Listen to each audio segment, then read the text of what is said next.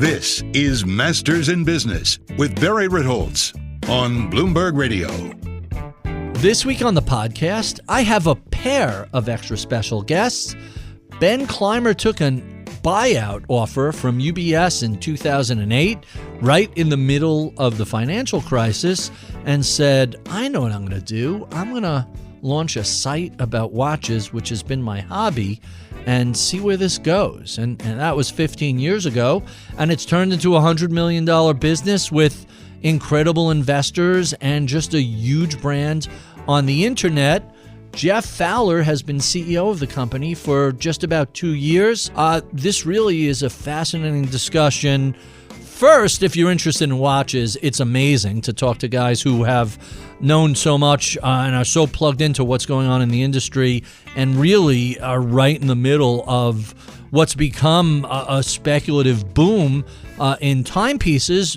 But also, this is a story of starting a small media outlet, a small web presence, and recognizing that there's business potential here and how to slowly grow that into something that's substantial.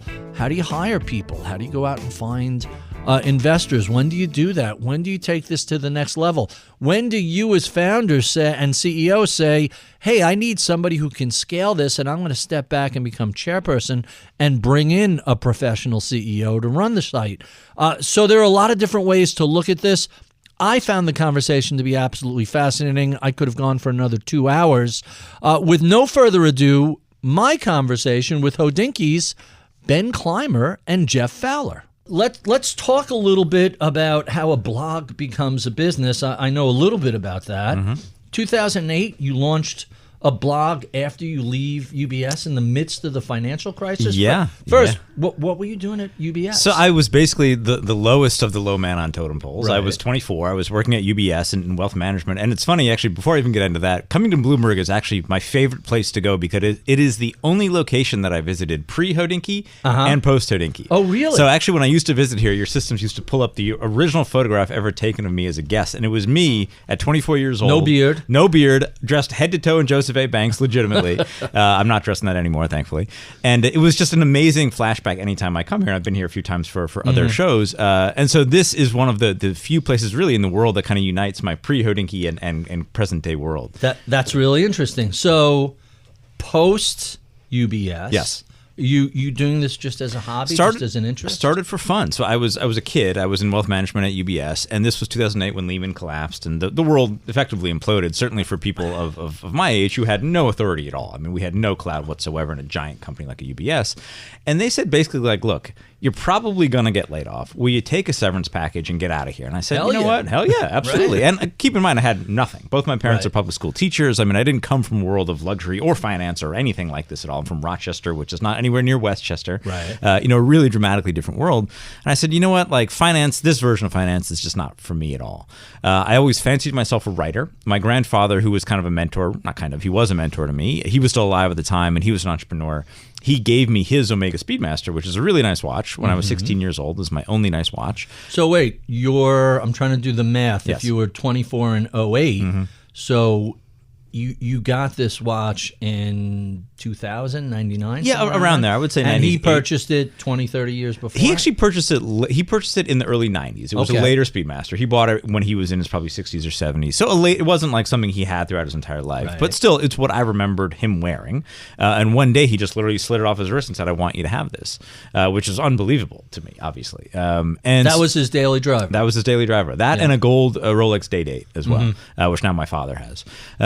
And it was just something so impactful to me. And he was really my hero. I mean, he represented something that I didn't really see much of in Rochester, New York, which was self-made, truly self-made to a material degree, was interested in the world, interested in how things are made, nice cars, nice watches, et cetera, and had very little to do with the cost of things, but really appreciated how things were made. And it was always critical that he made me understand why an Omega would be $2,000 instead of $200, or Mercedes would be $60,000 instead of $6,000.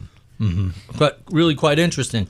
So you have this cash out from UBS. If you can call it that. I think it was a grand total of around $9,000. All right. But for me, hey, in call 2008, that was not nothing. Yeah, and look, and I was 24. I was living with my girlfriend at the time in Soho, just kind of goofing around. So, I mean, like, to be able to pay my, I think my share of the rent each month was around $900. So, like, that paid... Hey, but almost a year's worth of rent. Exactly right. So it allowed me to take my time and write. With that time, I ended up freelancing for the likes of GQ, for the Financial Times, How to Spend It. Really great publications, mostly about watches, but other men's lifestyle things, cars, whatever, restaurants.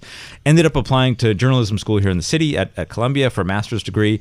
I went to undergrad for finance and computer science, so dramatically different field. And I said, look, if I'm going to be in media, and I wanted to be a true journalist, like a real, like Bloomberg style journalist, I wanted to do it the right way. So I applied to Columbia, somehow got in using my blog about watches as the foundation of my application, and did 2 years of a master's degree at Columbia while I continued to blog every day about watches. And the site was called Hodinkee. It was called Hodinkee from the start. Hodinkee with a Y on it means wristwatch in Czech, of all things. Everyone asks. I'm actually not Czech.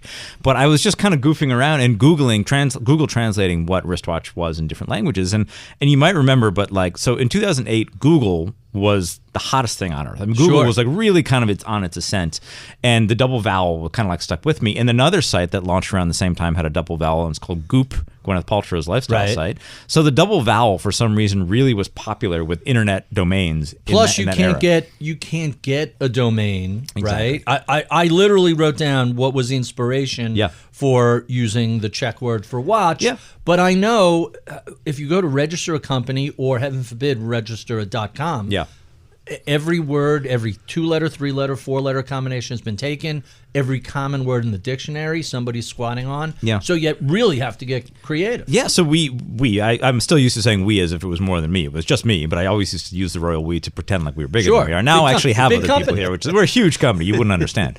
But back then, even more than that, I was already aware of the tenuous at best relationship that watches and luxury had with the internet.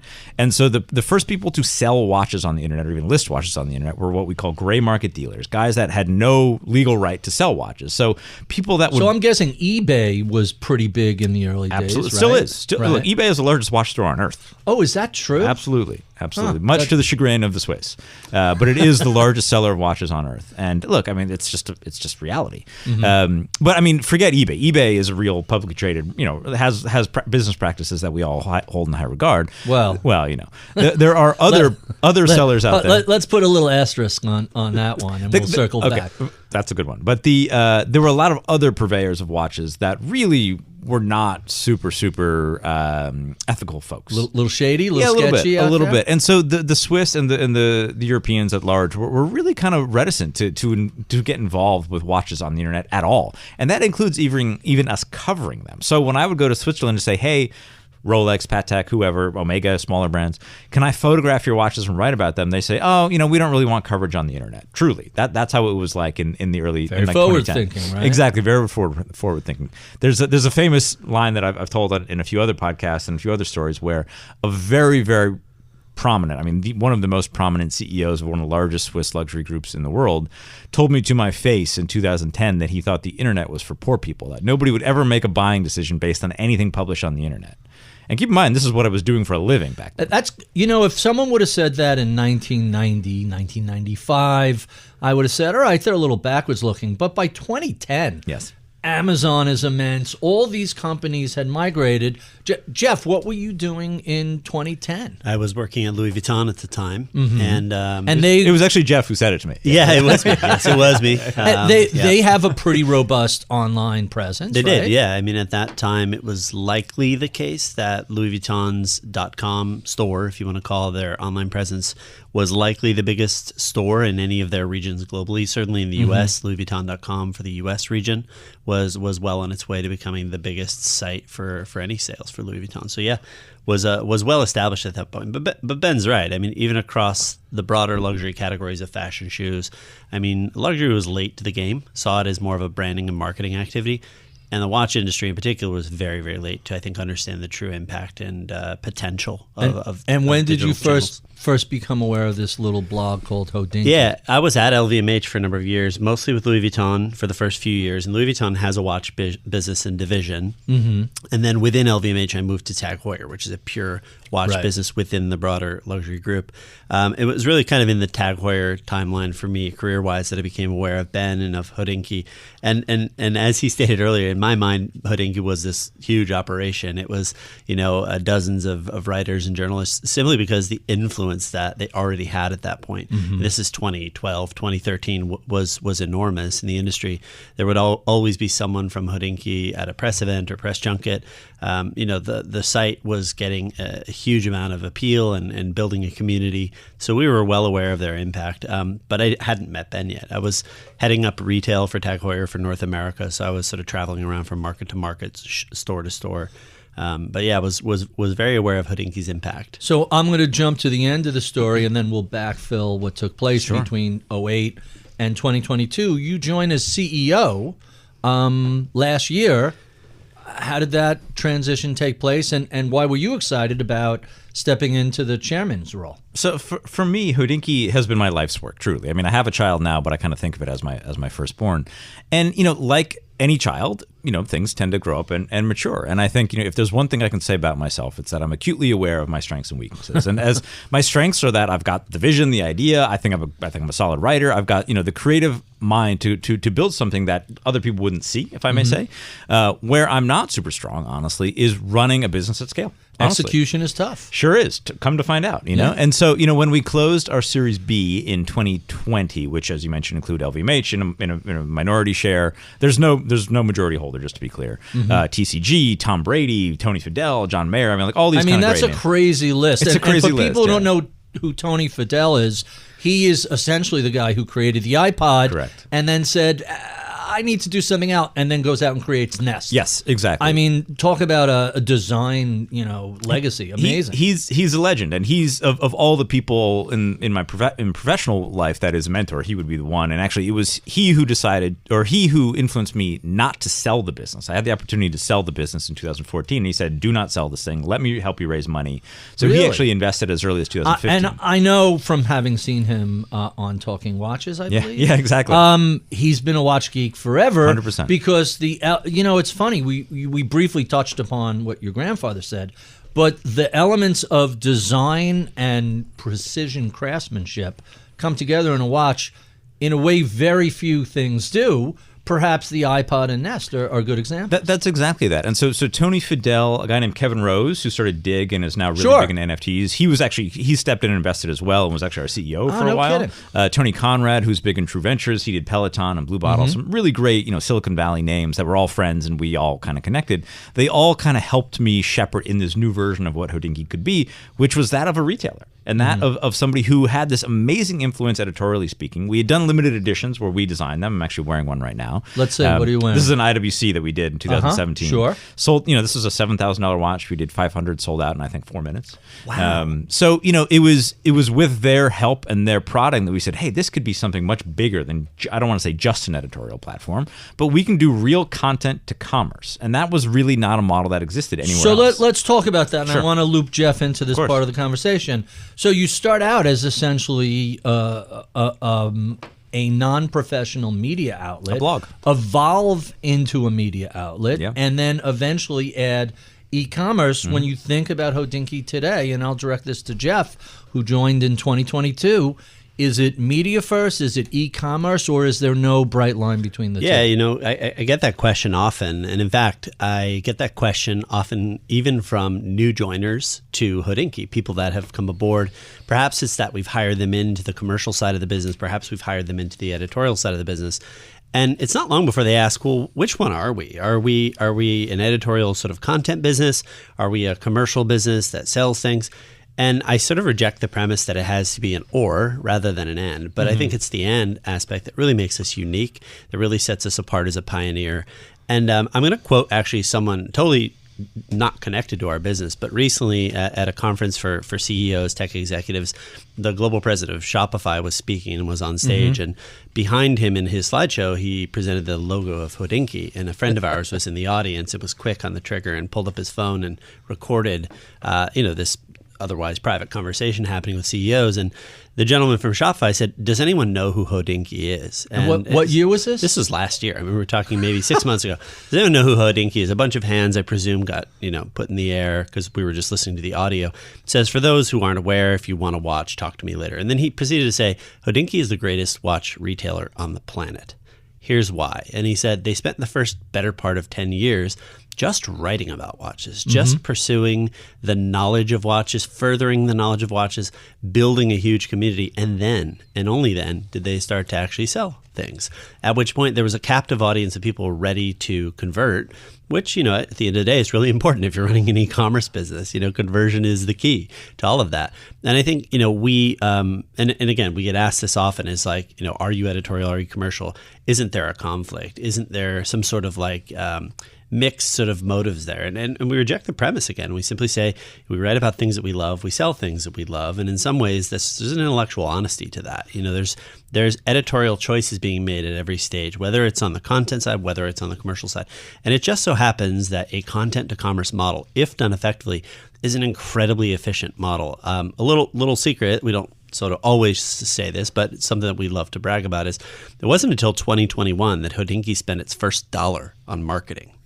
Right? A lot of businesses have to spend a ton of their revenue on marketing in order to get that next customer in the door.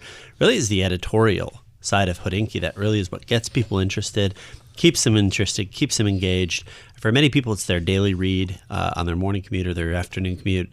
And that's really the secret sauce. Yeah, and just quickly to put a fine point on that, just to add further context. So Jeff is exactly right. We hadn't spent $1 of marketing, and literally not $1 on marketing until April of 2021 when we hired our first CMO. We were doing about $30 million a year in revenue at that point. So we had gotten from $0 to $30 million a year, roughly, give or take, without $1 spent on acquisition costs.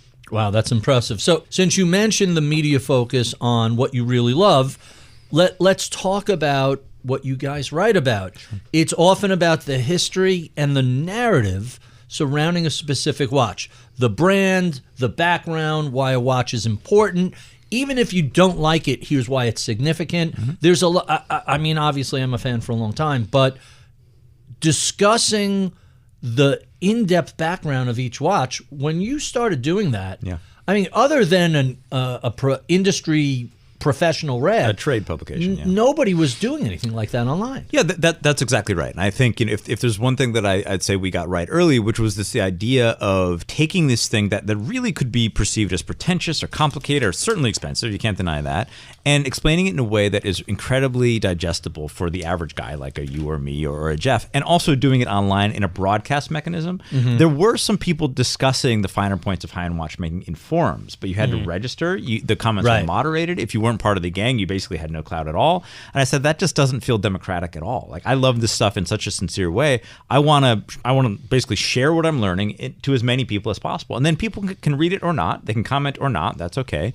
And I think that is really what made us different from everyone else. And we did it in a way that was stylized. And something that I've always really focused on is ensuring that the presentation of our media is really beautiful. And so the first dollars I ever spent at Hodinkee were to actually have double engraved business cards, which literally cost me thousands of dollars. We were pre-revenue at that. Exactly. Right. Back in the day when business cards were you got that nice $9,000 UBS? Yeah, exactly. I probably spent a third of it on business cards, truly. But this idea of presenting something that was just so much more thoughtful than anyone else out there. And yes, we were a blog, and yes, we had a silly name, and yes, we were online, but I cared in such a way that was so different than everybody else. And a lot of the journalists, and certainly not here at Bloomberg, but elsewhere in the world, a lot of journalists in the luxury space are there for the good wine, the pretty girls or guys, the free travel sometimes, on these junkets, and these amazing experiences. And I get that. I'm not going to knock people that are there for that. I didn't know that existed. I wasn't there for any of that. I was there for the product and there to share the product with as many people as possible. And full disclosure, Bloomberg republishes Hodinkee columns on occasion. It goes into in the wealth or pursuits section of Bloomberg. I didn't mention that earlier, but I want everyone to understand You and I have never met before. This is Correct. strictly an arm's length conversation, but there is a relationship between Bloomberg and Hodinkee. But let me go back to spending $3,000 on business cards on a zero Jeff revenue is like, of course you did. blog.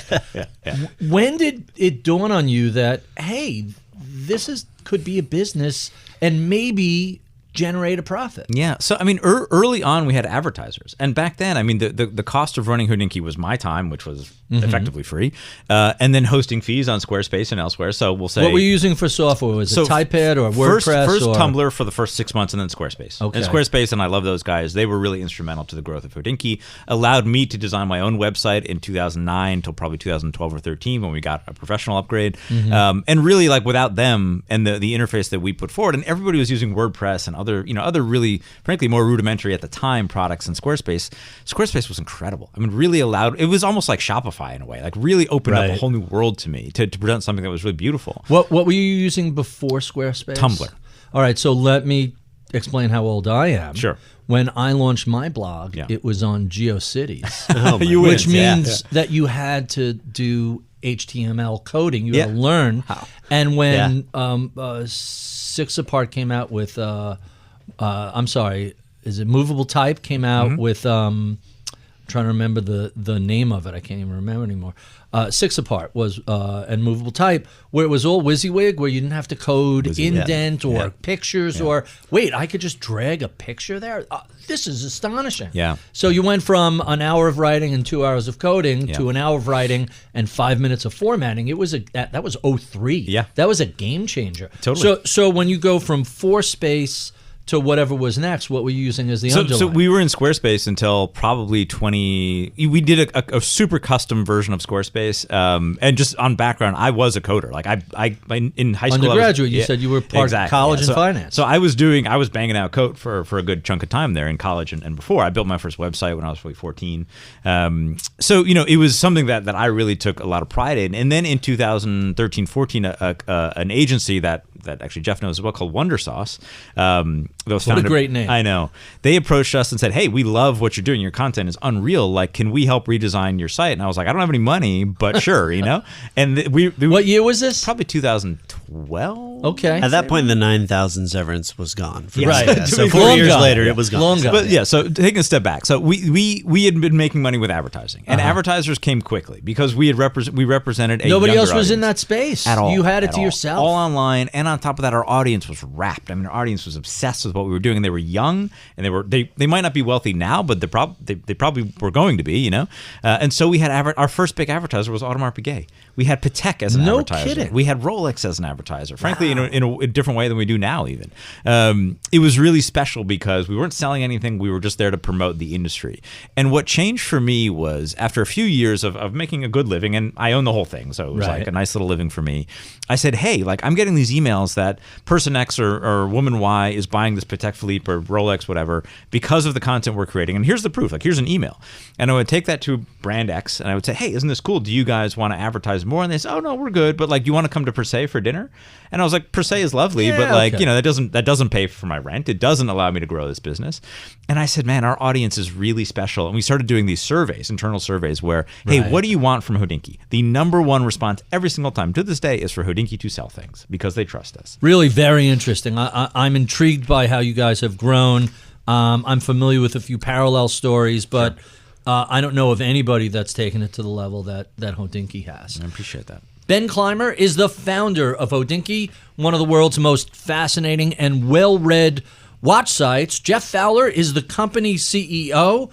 A couple of years ago, they launched Hodinkee Shop, is what its current name is. I don't know if it was called something else. It's Hodinkee. I mean, the shop was, it was basically, to get into brass tacks, it was a subdomain powered by Shopify. So we did shop.hodinkee.com, but it's Hodinkee. It's all one company. All right. And it now sells over $100 million worth of watches, which is not too shabby. So let's talk a little bit about the wacky world of watch retailing, starting with, why can't I walk into a Rolex shop or a Bush or a Tourneau or any retailer and say, hey, that Daytona is pretty nice and that Batman Jubilee bracelet. Let me take those two. Why can't we do that? I mean, the simple answer is just supply and demand. There's well more demand than there is supply of these products, brand new at retail.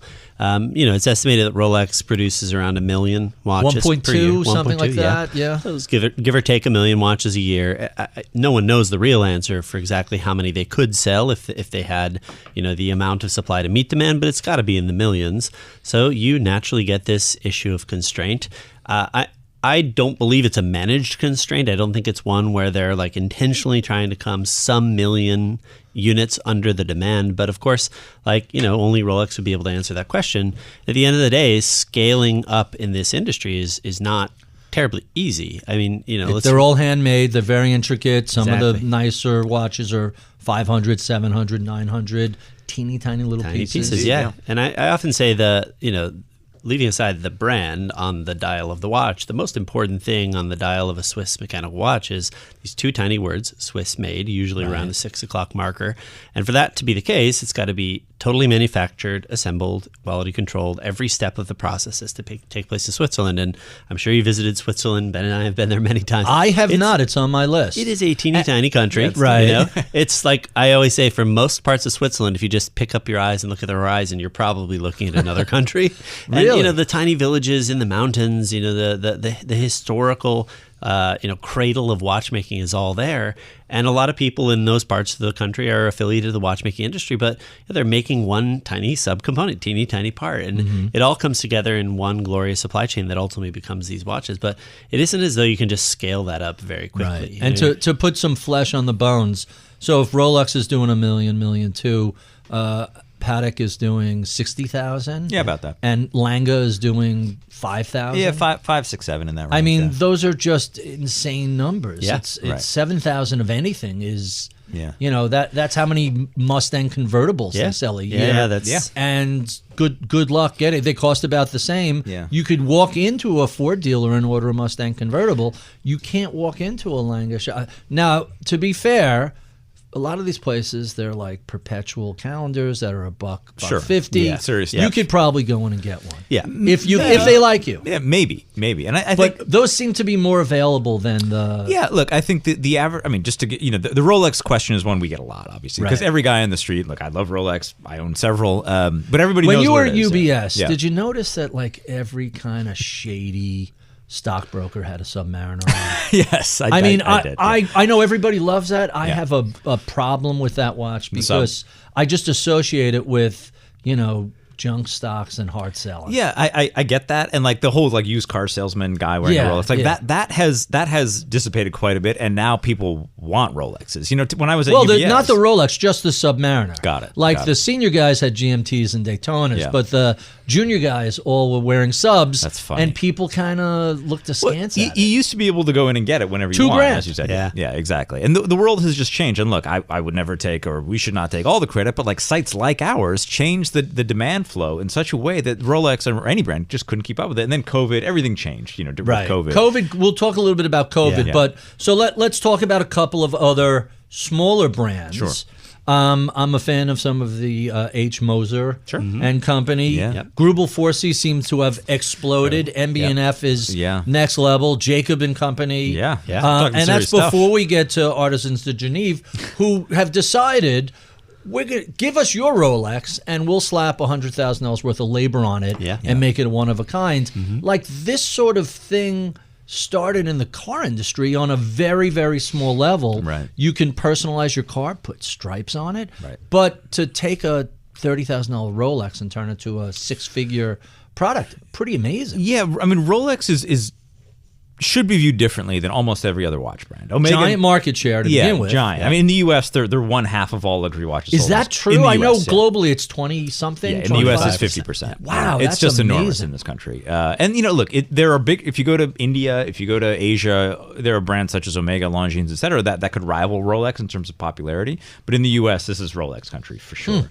But they should be viewed separately from almost everybody else in the industry. As I said, the demand mechanism that they have is just so robust. It's like people don't even know why they want a Rolex; they just do. And almost no other brand in the luxury space, in watches, cars, anything, really benefits from that. So, quick funny story. I have a guest a couple of months ago, and he's wearing a reverse Panda, which is the Daytona chronograph with the white face and the black dials. And I don't remember what I was wearing. It was probably my Yachtmaster as my daily driver. And I just happened, after we're done, I happened to mention it to him. And he said about 20 years ago when we first launched the firm, him and his partner got one, and they went to their local AD and said, I need 30 of these. This is 20 years ago. And great. Why? He goes, every time we make someone a partner, we give them a Daytona. Talk about that was a good investment, by the way. He's in private equity. He's got a good talk about spotting value before anybody else did. But that sort of thing could never happen. Well, no, Barry, you don't have to go that far back in time to get to a moment where it was possible to go into many of the brands you just named and ask for a discount on a watch. And not only will they have it available, you'd be able to get it for a discount. 10 years ago, 5 years ago? I mean, if you're talking about MB&F Moser 3 years ago, pre-COVID. I was looking at a tourbillon in the Moser and just couldn't wrap my head around the price, and I couldn't pull the trigger. And now I regret it, not because I'm a flipper. Every watch I've ever bought I still have, unless I've given it away. But just the thought of like, oh, I'd love to have that for half of what it's going for. Once you break that, this is going to sound awful, but here we are. Once you break the $100,000 mark, it becomes a lot easier. Do it once and you can do it all the time. A lot of demand, limited supply. I couldn't help but see a Bloomberg headline last week, Rolex and Patek investment beats S&P 500 gains over the past 5 years. In other words, if you went out and bought a bunch of Rollies and a couple of Pateks, you outperformed the market. Is this what's driving the speculation in the watch industry? I think it's part of it. And again, I think to really trace the history of what got us here, you'd have to go back to, again, if I may say, sites like Hodinkee that really helped to kind of encourage more curiosity about this industry, build a community of people, more and more of whom are interested in this product category. I think you can't ignore the impact of the Apple Watch, if I may say. I mean, this was... Why is that? Well, this was meant to have been the nail in the coffin of the mechanical watch. So right? let's back that up a little bit, because I like where you're going with this. So quartz crisis, you get all these cheap Japanese quartz watches, easy to maintain, battery, precise to seconds a year.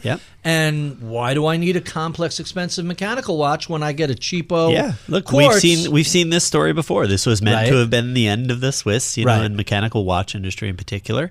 Obviously, there were some incredibly talented, committed executives at that time, many of whom are lauded today. Anyone in particular you want to mention? I think the one who probably gets and maybe deserves the most credit, wouldn't you agree, is probably Jean-Claude Biver, who and Nick Hayek as well. The designer of the Audemars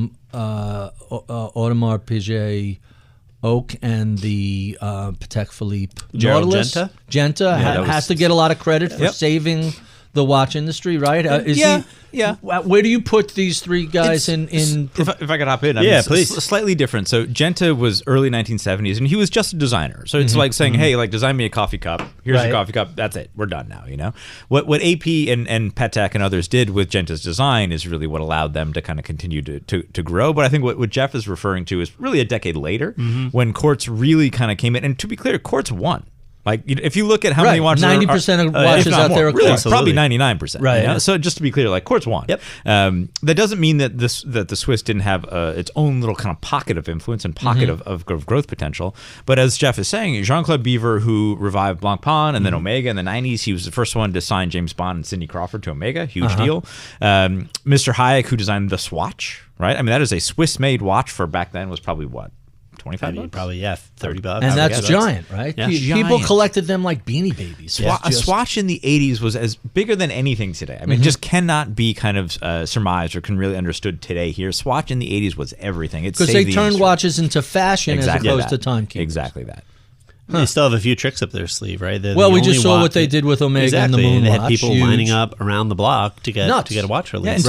We've done 5 collaborations with Swatch, right? I mean, Hodinkee, we've collaborated with Hermes, with Leica, with Omega. I mean, really, high-end brands, and we did with Swatch. And the guys that are buying our $60,000 Vacheron or whatever are also buying our Swatches. Really? Absolutely. So I totally get the appeal of a Seiko for $300, $400, $500, $600. You get a really well-made watch that looks pretty good, tells pretty good time, and if one of your nephews says something, oh, you like it? Here. It's not. I don't know if I would do that with this, but I certainly would do that with anything from Seiko, even some of the nicer divers that are Seiko makes great stuff. $800-900.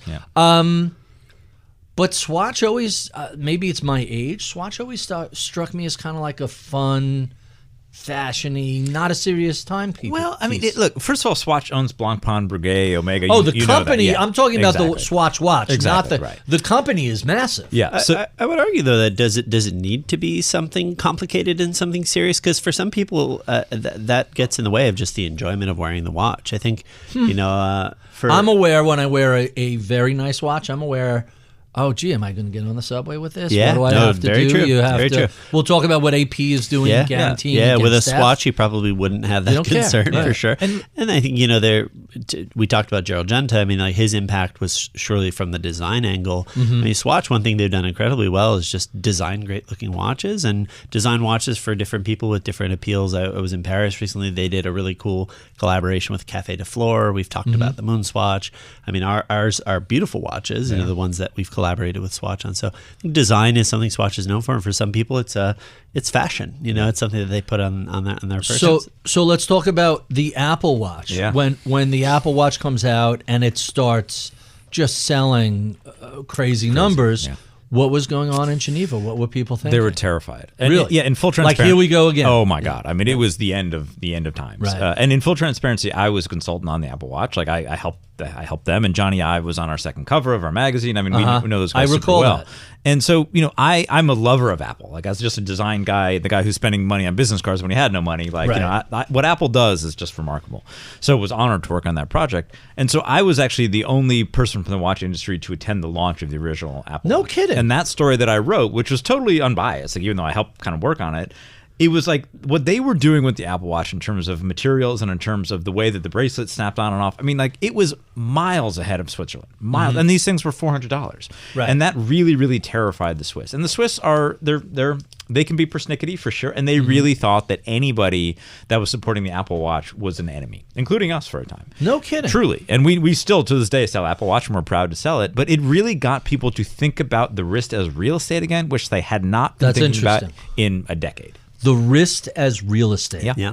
Huh, that's really interesting. So I noticed you're not wearing an Apple Watch. Not today. And you're not wearing an Apple Watch. I was this weekend. Yeah. I consider it a great privilege to not be notified about anything.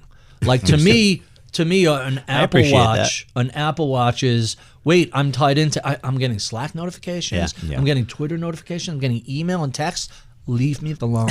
Yeah. That's kind of. I get it. And I know a lot of people that if they lost their Rolex, they'd be upset, but they couldn't go a day without their Apple Watch. The Apple Watch, you can make whatever you want it to be. So I wear it solely when I go to the gym and when I play golf. That's it. That's the only time that I wear it. Historically, I used to, a few versions ago, I had one that was cell connected, and I would leave my phone at home when I would go driving, and I needed a vintage car to kind of escape.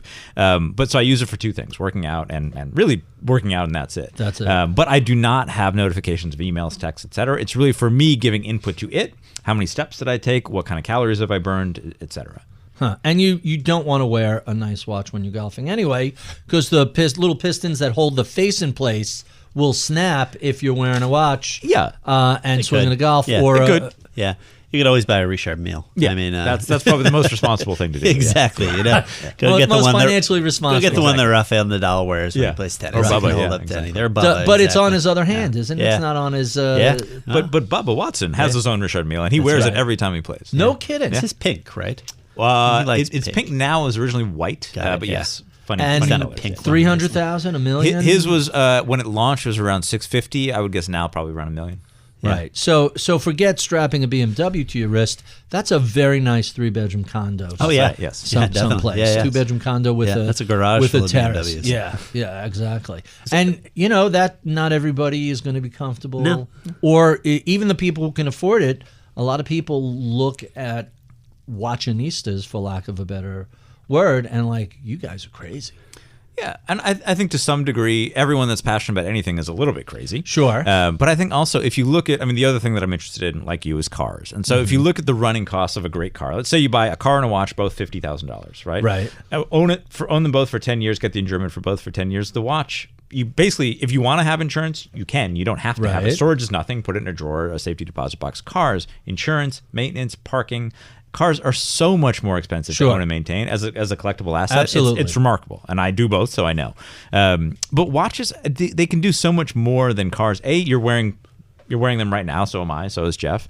And these are things that, like, these are real, almost talismans for people's lives. And so, like, when my daughter was born in December of 2021, I gave my mother, my mother-in-law, and my wife a watch each to celebrate the birth of her. And those watches are hers. And, like, for until the day that she dies, hopefully long far away, those watches are hers. And she'll remember that these were given, the day that she was a born. milestone sort of Exactly. present. And I think, the Omega that my grandfather gave me, that watch changed my life. I can wear it every day. When my daughter was born, I was wearing that watch. And when I asked my wife to marry me, I was wearing that watch. And What'd you get married in? a Patek 5270. All right, because you weren't fooling around. This was a serious. That was we were not messing around. We were in Rome, and it was a good one for sure. When you travel, do you travel with multiple watches, either of you? Yeah, it depends on where I'm traveling to. Recently, we were in Geneva for Watches and Wonders, the big international trade show of watches.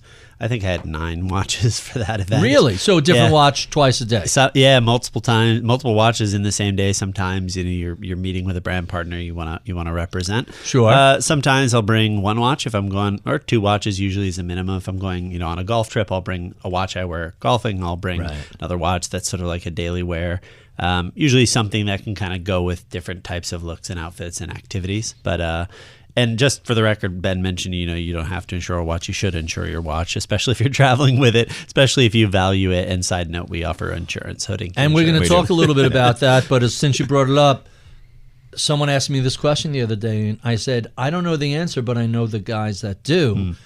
You have a rider on your home insurance with a number of watches listed.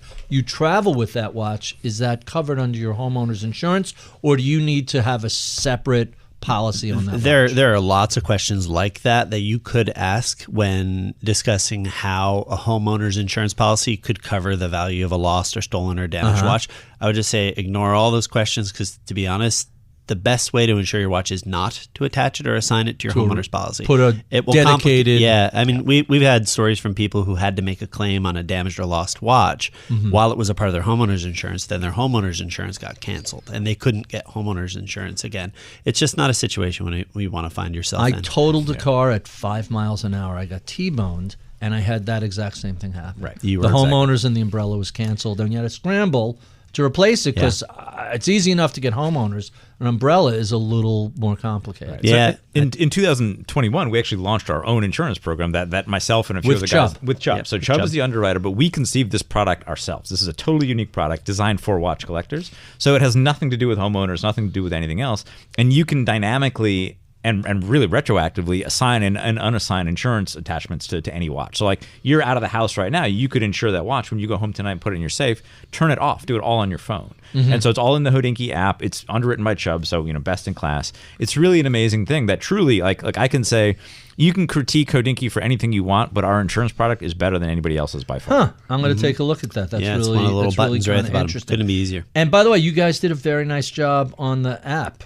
Oh, thank you. I'm still waiting for Bring a Trailer to roll out an app. Yeah, and so I don't am I. understand. They did $1 billion in sales. Yeah. They sold 100,000th car. It's amazing business. They definitely need to.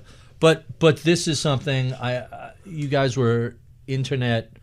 Although so were they. Yeah. Didn't they start out as? Yeah, so I've known Randy, who started Bring a Trailer, for 10 plus years. We used to do a column called Bring a Loop that was very much inspired by Bring a Trailer. Know those guys super well. I mean, they've done amazing things. They obviously sold to Hearst in the middle of COVID, and good on them. I mean, they've got a great thing going. I mean, they really, we admire a lot about what they do. I know that they admire a lot about what we do, but they've been able to really own the collectible car category in an amazing way. You guys talk about what you were doing during the pandemic. I know a lot of people were streaming Netflix.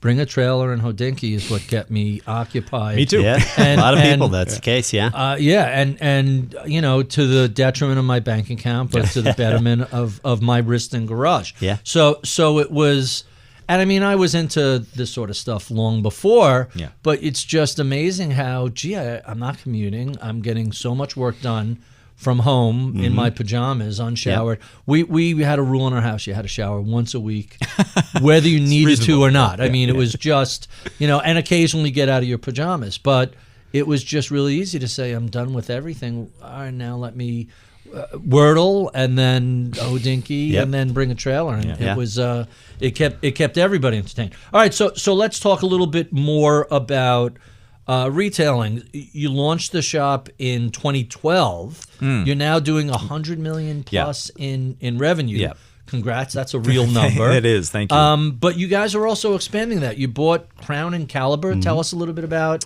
the thinking behind the purchase. Yeah, so 2012, the first Shopify site was set up to sell some straps and related accessories. At the time, I think Ben and the team would pop up at occasional, menswear, flea markets, things like that.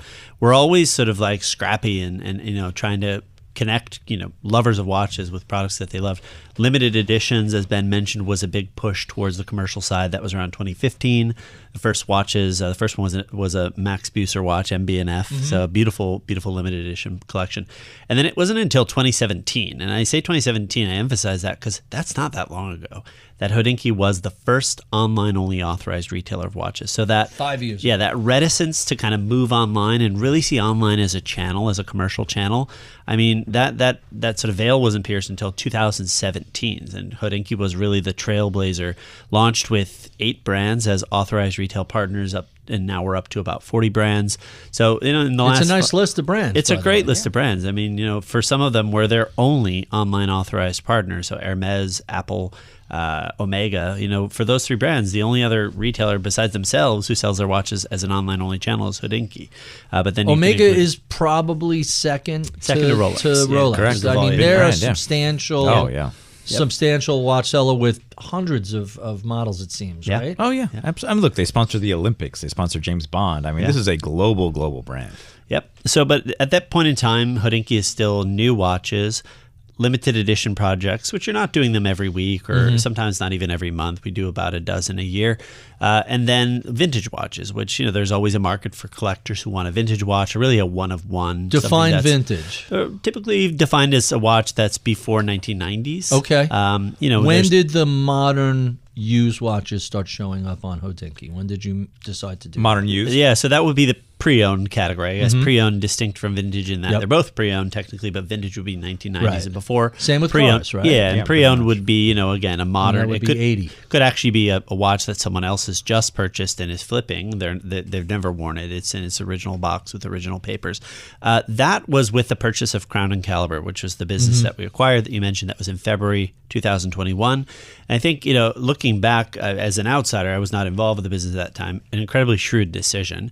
Because basically online at this point, you still have very, very few brands that have meaningfully moved their new watch sales online. Some, not at all. So Rolex doesn't sell online, AP doesn't sell online, Patek doesn't sell online. Even authorized dealers of those watches are not allowed to sell the watches online. You can see the reference information and then it will say visit a retailer, and then you go and find a local retailer. The only way you can buy those watches online is to buy them pre-owned. And pre-owned, which, as Ben mentioned earlier, used to be quite a Wild West sort of shady business online. Certainly not something that you wouldn't use catchwords like trust or authority or authenticity. It was really kind of buyer beware situations. Right. The online channel, really had a lot of opportunity to be cleaned up. And I would say that Crown and Caliber, a business that's been around now for a decade or so, is one of those businesses that was doing a very good job of playing the game in a clean way.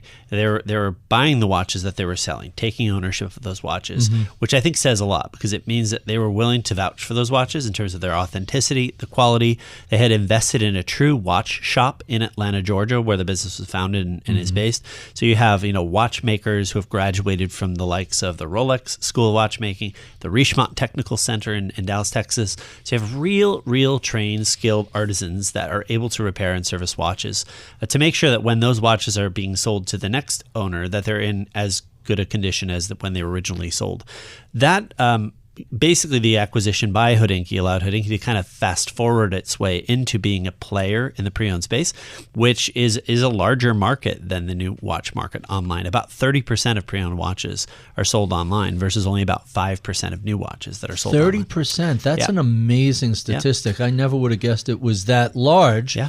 You mentioned authenticity. There are lots of replicas out there. What do you guys make of the super replicas that, without a loop, certainly from a wrist distance, it's hard to tell. Like in the old days, you would see a fake Rolex Chinatown, $25 with a ticking second. Yeah, exactly. Right. Yeah. No sweep, and it would jingle, Exactly. and it was the best jingle, $25 you could spend in the world of watches, and kept pretty good time. Today, they're pretty impressive. Yeah, now and they're pretty sophisticated counterfeit pieces out there. Out of China mostly, right? Some that go so far as to include all like manufacturer original parts on the outside of the watch, and it's only when you get inside into the movement that you understand that the movement has some parts or the original movement has been swapped out. You're telling me Rolex doesn't come with a $12 Chinese made? Shocking. They don't do that. No, that's not the case. Is that, by the way, the new transparent case back on the Daytona? Yeah. Is this something that we're going to start to see more of as an anti-counterfeit, or that just happens to be a pretty titanium watch? My guess, look, I don't know at all, to be clear, and I really mean that. I don't think that has anything to do with anti-counterfeit. No. I think it's more celebratory, and they want to show off the new movement, et cetera. And to be clear, it's only in the Platinum Daytona, which not is even in the which is Silver unfortunate. One of the nice things about Lange is every one of their watches has a display case back, which is quite Rolex is really one of the. I mean, look, not every Omega, but 99% of the Omegas. A lot of the sapphire Omegas case do. backs. Sure. I mean, so does Grand Seiko's. I mean, it is uncommon for a high-end watchman to not show off today, the but that today. wasn't always the case 20 years ago, Yeah. right? Yeah. So how big of an issue are these super counterfeits? I mean, for us, they're not a major issue, and that's again down to the fact that we have an investment in people that are able to sort of suss them out, and that's even before we get them in our possession. We have pretty good track record. You can eyeball something on just a photo. Some of them even where it's- StockX selling sneakers has a counterfeit division, because they were getting so many fake Nikes coming in. Yeah, right. We have a staff of authenticators, truly, and the benefit of us being us is we have direct relationships with brands, and we can say, hey, Breitling, Grand Seiko, whoever, was this watch born with a black dial or a blue dial? You can track the serial number directly. too. Not many people on the pre-owned side can do that. And as Jeff said, I think much credit to Hamilton Powell, who's the founder of Crown and Caliber, the business that we now own. He really wanted to do stuff that is like buying a watch is one thing, but selling a watch is actually brutal. And if you've ever tried to sell a watch, which doesn't really sound like you have, it's awful. And so if you want to do it, either go to Chrono24 and it may never sell. You go to auction, they're going to take 20%. With Crown and Caliber and now Hodinkee, we're going to tell you what we're going to pay then and there. You're going to send in the watch. We're going to send you a check. That's it. You're done. So I'll tell you. That sounds like a lot of fun. So you take them on consignment? No. We own this. You buy them. We're cutting the check. Yeah. No kidding. Yeah. So one of the few. I didn't realize that. That's a big difference. Instant quoting about 80% of the watches as well. So again, you go on to crownandcaliber.com, hodinkee.com, you type in the reference number or some information, Rolex, Batman, etc. Ask a couple clarifying questions. You get a quote right then and there. And if you like that quote, you send the watch in, we authenticate, inspect it, make sure that it is as it was described, send you a check. You'll have a check right away. So my brother has a Vacheron, I forgot the model. It's one of their more Globetrot or something popular. Okay. Overseas. Yeah, overseas. But they came out with a black dial, and he has a blue dial, and I've never seen a blue dial anywhere else. That's a classic Vacheron color. That blue dial is gorgeous. Yeah. And very deep. I literally have never seen that anywhere else in blue. Yeah, beautiful. I'm going to send him over to you guys because he wants to sell it. Okay. And I had no idea you guys would cut a check like that. Indeed, yeah. So we're talking about online retailing, but I'm going to throw one of your quotes back at you, which is physical retail will always have a home in luxury and watches. Of course. I think in everything. In everything. Yeah. So sometimes, like one of the things I like about the Yachtmaster is it has a heft. Yeah. Mm-hmm. You feel it. Yeah. When Baltic makes some nice watches, you put them on your wrist. Yeah, different. You're unaware you're wearing a watch. Yeah. And even this has a little bit of a heft. Well, it's gold, which is mostly the pink gold. But how easily can you buy a watch that you've never had on before? Pretty easily. We do about $100 million a year worth of it. Yeah. So exactly. Okay, so let me rephrase that. How comfortable so if you know what you want, right? So the Moser Tourbillon and Vanta Black, kind of an interesting watch. I've had it on in the ice blue and the dark blue. Yeah. I'm not sure which way I would pull the trigger in that, but I've worn it and I'm like, okay, I'm comfortable with this watch. But if I've never tried a watch on before, that the new ice blue Daytona with the brown bezel, Right. if you're going to drop, again, an S-Class on your wrist, Right. can you do that online, or do you want to go in and experience it? Well, first? everyone's different for sure. To be clear, Rolex doesn't sell online anywhere with anybody. Not with us, not even themselves. So no Rolex new can you buy online, just to be clear. But like, let's use a brand that we sell, because this happens every day. A brand new Omega Speedmaster, which is about a $7,000 watch, sapphire case back, great, manually wound, iconic thing. We sell those all day long. And if people don't like it, they can return it, right? And so like 30 days? How long do you give them to... Yeah, I think it's 14 days. Yeah, 14, 2 weeks. Plenty of time. Unworn, though. You know, I mean, we can't like have them wearing it around. You try it on. If it's not for you, you send it back. Look, I think, you know, what we did with the Hodinkee shop in 2017, we took, the brands that I hold in high regard are no surprises, and they're not unique to me. It's Apple, it's Nike. I mean, I wear Air Maxes almost every day. If I like the Air Maxes I get, those are good ones. You know, if I like the Air Maxes that come in the mail to me, I keep them. If I don't, I send them back. I get a refund in 3 days or 5 days, and that's fine. And so taking these very normal 21st century e-commerce practices and applying them to watches is not that crazy. But we were the first, and still we remain one of the few who does it. Farfetch does it. Mr. Porter does it. Great e-tailers like that. You're out of Farfetched. How did that experience translate to Hodinkee? Yeah, it's interesting because I talked earlier about when I first encountered Hodinkee, and you know, sometimes if you go away from a thing and you don't go back to it for a while, and that was the case for me. I was really busy with my career. My wife and I were having 3 boys in 3 years, so we were pretty busy. Wow. I hadn't paid super close attention to everything that was going on in the world of Hodinkee until I was contacted by a recruiter, until I got a chance to meet Ben. And I just couldn't believe how much had evolved at the business, because in my mind it was still the preeminent watch blog, but I had no idea about, but watch blog, not retail. Exactly, all the retail, like the way that the business had evolved was enormous to me. The fact that it had launched its own insurance product, I mean, it was incredible. And sort of, I think what I saw was I had just spent almost 6 years at Farfetch, starting when, you know, the primary business of Farfetch was then and remains, you know, a marketplace. But so much had evolved at Farfetch as well. I mean, we had launched a platform services business, which was taking all of the core technology and making it available for other retailers like Harrods and the likes. We had acquired a few businesses. I was involved in the acquisition of Stadium Goods, a pre-owned sneaker marketplace. So just seeing kind of how that business had grown and evolved, and I had kind of grown up in my career with it. I saw a lot of similarities with Hodinkee, if I'm honest. A foundation of things that were there that one of our investors likes to say, are they close to maturity, or are they like 10%?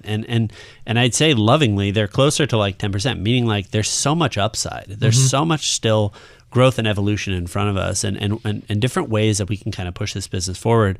And just being able to work alongside Ben as a founder, as somebody who's I think truly one of the most influential people in this industry, just was like an opportunity. I would have never forgiven myself if I didn't go for it. Someone once told me that's the kind of sign of an entrepreneur. I've never been an entrepreneur or started my own business, but I had that feeling. But you've worked at companies that are, I don't want to call them startups, but not that, you know, there's a difference between joining Amazon and eBay today and joining definitely. eBay when it's 2 years old and people are like, hey, we don't know if this is going to... Yeah, I think I'm probably the guy right behind the guy with the machete blazing a trail through the jungle. I'm with him, but you know, he's the one who's been there and sort of taken that sort of initial leap of faith. I mean, it's one thing that I think you always just have to like never take for granted in a business like Hodinkee, and I think Ben did a good job of this very recently for an internal meeting, was just reminding people that this thing wasn't always a given. You know, and he went back to his original email inbox from 2008 to the first emails he sent from his inbox, and they weren't to colleagues; they were to his family members. I was like, "Can you guys believe I'm getting paid to do this?" $75, truly. Yeah. So Jeff is referring to a post that I was writing about watches. I was being paid $75 a post. Yeah, truly. Then the first advertising contract was just 12 months run of site for a price that today might get you a day. You know, of run of site. It was $1,200 for the year. Yeah. So those things. Now, you know, that's 15 years ago. And again, remember that the first decade of those 15 years largely was spent just developing the most important editorial presence for the world of watches.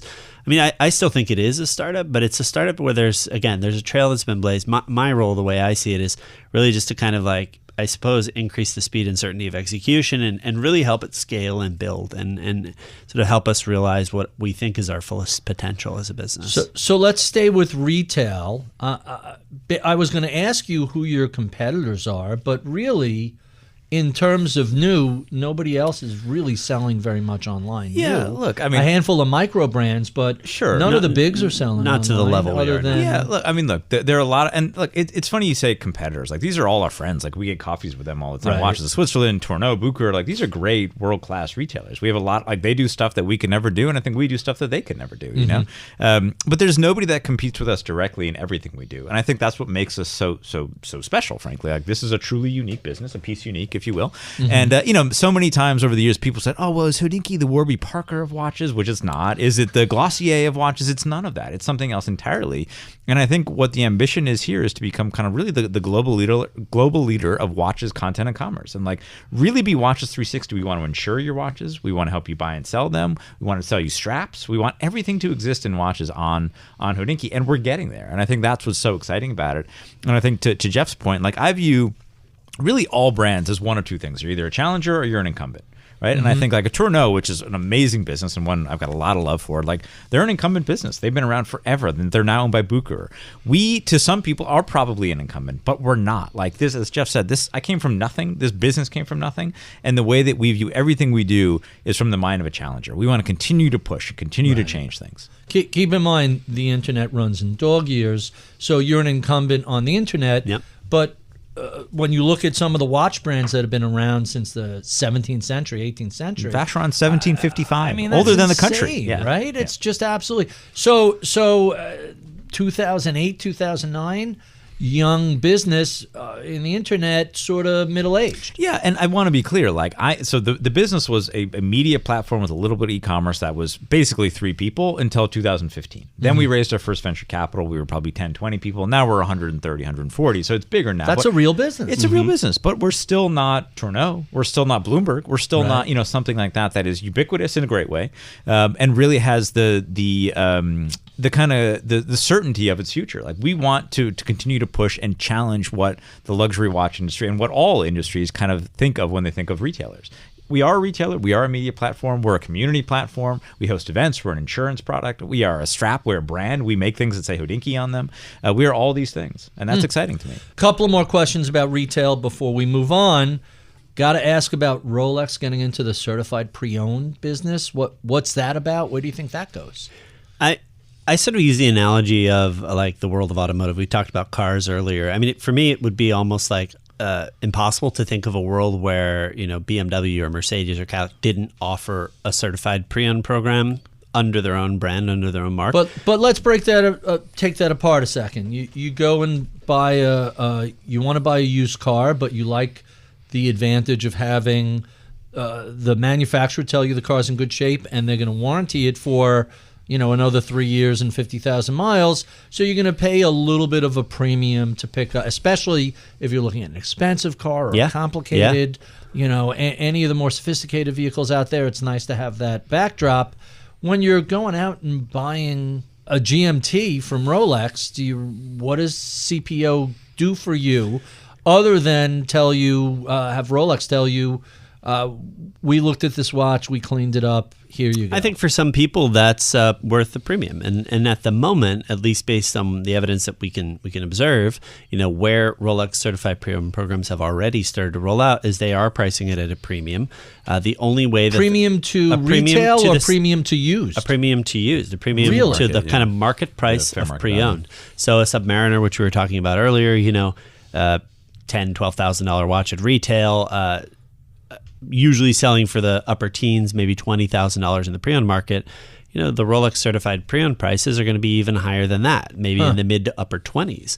And so for a certain buyer, that maybe is peace of mind. Maybe it's the kind of knowledge of having bought it from a Rolex authorized dealer, certified by Rolex, making sure that it's only ever been serviced by Rolex. But again, I think where the comparison still holds to a certified pre-owned program is there's a finite number of places that sell certified pre-owned, and those are the brands themselves or the authorized dealers of the brands. There's tons of places that sell pre-owned cars, and there are lots of places that sell pre-owned watches. I think consumers have choices to go to a trusted player in a pre-owned space, or maybe, you know, go buy it off of eBay from the original owner, take your chances. Maybe you get a lemon, maybe you get something. And in our case, I mean, we're, I think, as trusted as it gets. The trust is unimpeachable. Never, never sold a non-authentic piece, never sold a piece that we couldn't stand behind and vouch for in a pre-owned capacity. And to the points that we were discussing earlier, the ease of selling with us is unparalleled. I think the ability to sell and transact your sale of a watch over the internet, get an instant quote, get an instant price. The way the certified pre-owned program is working at the moment is you have to physically take your watch into an authorized dealer that is offering the Rolex CPO program. Mm-hmm. They'll inspect your watch. They'll offer you something in exchange for your watch. And then I think, and this is, just my own personal views, then they have the challenge of showing the original piece side by side with the pre-owned piece. Right. And there's something a little off there, right? If you're selling an original Submariner for that $10,000, $12,000 retail price, and then the pre-owned piece right next to it for $27,000, $28,000, explaining that is a challenge. But my point being that, like, their entry into this market, if anything, just serves as an endorsement of the pre-owned market. I think it's the biggest brand in the world. Whatever they do matters a hell of a lot in this space. And I think we look at that as a good thing. It's kind of a blessing, if you will, for the pre-owned space and for the importance of the pre-owned space in the kind of constellation of, how people consume and transact with watches. Huh. So let's do a compare and contrast. Mm-hmm. I'm going to mangle his name, the CEO of Patek. Mm-hmm. Thierry Stern. Yeah. All right. So he goes out and buys modern era Pateks on the used market to figure out who's flipping them and to call a dealer to account. Hey, why are you selling our rare watches to somebody who's just flipping them on the secondary market? Right. Can we assume we'll never see a CPO program from Patek? I think you guys actually reported that pretty recently. Yeah. That Thierry said that. That was an interview that one of the Bloomberg reporters who were at Watches and Wonders did. Right. So, I mean, as of today, it seems like they will not get into CPO, and that is not surprising to me, really. Smaller volume, it makes much more sense. Yeah, exactly. The ticket price is so much higher. With Rolex in particular, I think it's important to note. You could get in to a Calatrava relatively modestly. If you can get it, 25 probably. Yeah. Oh, really? If you can get it. Yeah. Oh, that's much more than they were just a few years ago. Prices, and again, you can't find them at retail. There's more demand than supply. Yeah. But yeah, Rolex is a different thing, and I want to be totally concise here. So, like, when we say Rolex CPO, like, the dealers are mostly going to be doing this stuff, and the dealers set the prices. It's not like Rolex set the prices. So, what's in it for Rolex versus? What's in it for the dealers because there's only so much supply. I went to an event out at the Manhasset Americana at the big watch place London over Jewelers there. I believe that's correct. Yep. And they're pushing everything except AP, Rolex, and Patek because you want to get on their good side, buy some of these watches. I mean, it's they don't come out and say it, but it's wink, wink, nudge, nudge. Well, hey, if you want a Batman, you need to buy one of these pistachio Breitling Premiers, and then we could talk about a Batgirl on a Jubilee if that's what gets you excited. How did we ever end up in this place? Well, I mean, it's the uniformity of taste at this point, and I'm going to blame it on Instagram. My friends at Instagram, it's just so many people posting the same stuff over and over again. And 5 years ago, nobody cared about the Nautilus or the Aquanaut. I mean, they were good watches, and we all liked them, but it wasn't a big deal at all. And people were buying what they liked. And then all of a sudden, people say, "Wait a minute, I can buy a Patek at 20 and sell it for 60, sell it for 160, which the Nautilus was trading at first. Really, the 5711A." And so that changed the dynamic completely. It used to just be like, "Hey, I like this thing. I'm going to buy it. I may make money, I may not." Then it became, if you're not making money, you're a fool. And that's how a lot of people in finance Is it just 5 years ago? Is it that recently? I would say pre-COVID. Before COVID, it was not a concern. It really wasn't. Okay, Daytona, you knew you'd get that. A Nautilus, maybe you'd get that, but it wasn't that way. I mean, I bought my 5711R from Tiffany here in New York in 2013. In Tiffany blue?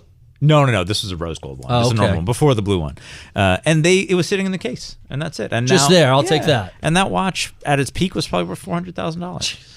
I probably bought it. And for what'd you pay? 45, something like that. 10x is not a bad. Yeah, exactly. But that's it's what a good changed thing you left everything. UBS. Yeah, exactly. This is where. Yeah. So here's the crazy thing. I have slowly warmed up to the Nautilus. It's not my favorite watch. Yeah. I don't. Some of the design I don't get. Sure. The Royal Oak.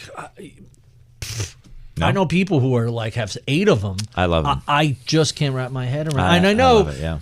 I understand the historical significance. what makes the Royal Oak and the Nautilus? For you, is it an aesthetics thing? You put it just on your the wrist design. and you just So first of all, I'm 10 years older than both you Sure. guys. So I remember the 70s as a horrific decade of all around, polyester and disco. Yeah. Right? That's the 70s to me. Yeah. And the design ethos. By the way, I have a very contemporary house. I love mid-century modern. Mm-hmm. So if you go back to some of the designs of I was just in Scottsdale, Arizona, at the Valley Ho Hotel that like the Rat Pack should be walking. Sure. It just that sort of design ethos. It's before I was born, but I'm like, I get it. But I remember the 70s as just like a horrific era. Yeah. Maybe it's the same thing as the Submariner. I just associate it with. Yeah. So I look at the Royal Oak and I'm like, yeah, it's got that kind of. Remember the giant Porsche Carrera glasses? Sure. They were horrific. And I know the historical significance. Yeah. What makes the watch so special? Well, I mean, first of all, it was my first high-end watch. I bought 2 Rolexes, and then after that, I saved up and I bought a vintage AP, an A-Series Royal Oak. And this is probably 2010 or so. What year was the watch? 1972. It was an Okay. A-Series, so the first So one. really early. Oh, yeah, Wow. early one. Yeah, box papers, the whole thing. And first of all, it was AP was the first high-end manufacturer I ever visited, so that opened up my eyes to what watchmaking could be. If that makes any sense. So to see how a Royal Oak is finished, polished, the case, You how the mean movements assembled. not a boutique? You went to the To manufacturer. Switzerland in Le Boursuit. Oh, really? Yep. We should all get such a trip. It was right? amazing. Honestly, you I should could definitely imagine. do that. I know guys that go to Modena and do the Ferrari Ferrari tour, thing, exactly. and they come back and they say, whatever You I want all spent of on the them. car wasn't enough. I'm gonna. So precisely that. I know someone experience with happened. a 550 who just came back and bought a 430 because Yeah. he could. Yeah, it's that experience. You see what really goes into this stuff, and you fall in love. And then the Royal Oak in particular, the jumbos, the 39mm watches, Right. wear Jumbos, that's hilarious, That's what they're right? called. Yeah, they wear so amazingly on your wrist, and it's just it is just I think like the chicest, most elegant watch a man or a woman can wear. I mean I've loved them forever. I bought one as recently as a month ago, 2 months ago. It's just an amazing thing. And then all of a sudden, they're actually cool. And I think 10 years ago, they were not cool. And that was kind of fun. But it's a lot more fun when they are cool and people know what they are and people are excited to see a Royal Oak on your wrist. And then you've got like our friend John Mayer, who's very close with them, and Ed Sheeran and Kevin Hart. And all these like kind of cool, interesting people started to get kind of hip to the Royal Oak thing. And now it's fun. It's part of like a cultural phenomenon. Well, I love the idea that if you know, you know, meaning so I could wear any of my eclectic watches or the Lange and nobody says a word. That's but wonderful. every now and then someone at like some event will come up and say, "Is that the moon phase?" Yeah. If anybody knows what that Lange is, that's a very good sign. Yeah, because then they're like, "Oh, this guy That's the real stuff, yeah. This guy's plugged into what's going on in that space." And it's not just a matter of you have money, you could go out and buy the most expensive question. car. Yeah. It's you're picking something very, very specific. So one of the people here has this Nautilus. He's had on his wrist for 30 years. Sure. Ooh. And it's the blue leather band and the blue face, and it's not the full chrono, but it has the offset second hand annual calendar. Yeah. And I've kind of warmed up to it as every time I see it, I'm like, I just appreciate it a little more. Yeah. And I didn't feel that way when I first spotted it. It's Nautilus. The Nautilus and the I'm sorry, I keep saying Aquanaut. Nautilus and Royal Oak, if I may say, I think they belong on bracelets. They were conceived on bracelets by Gerald Genta. So ones on strap, I haven't had a super strong affinity towards, but those on bracelets, I think are just fantastic. Huh. They're not a Rolex. Like you're not taking them swimming, you're not taking them diving. You can't go chopping wood in them. You know, Jeff and I both live. Well, you shouldn't chop wood in any sort of. You shouldn't, watch. but sometimes it I happens. learned the hard Well, way. again, I can't even throw a ball with this. That's how I would learned advocate about for the piston. Richard meal if you're chopping. Exactly. Always the chopping Richard meal. wood. Just go back to the Richard. Go straight up $500,000 when you're acting. So as long as we're talking about specific watches, what are some of your favorites and what are your grail watches that you haven't gotten but you would love to have? Yeah, I mean, my favorite watch is the Omega my grandfather gave me. No surprise there. Like that's the one. As I said, I put it on. Clearly a family emotional connection. No question. there. And all these watches have an emotional component. Outside of something like that, outside of something like that. Look, the Moonwatch, the hand-wound Moonwatch for $7,000. You can buy it on Hodinkee all day. Right. You get it. It is the best watch in the world for that kind of price. The Speedmaster?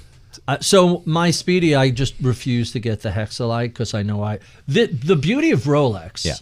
And I just had this after almost 20 years, 15 years. I just had this repolished because I destroyed this watch. Sure. It's actually tight since they repolished it.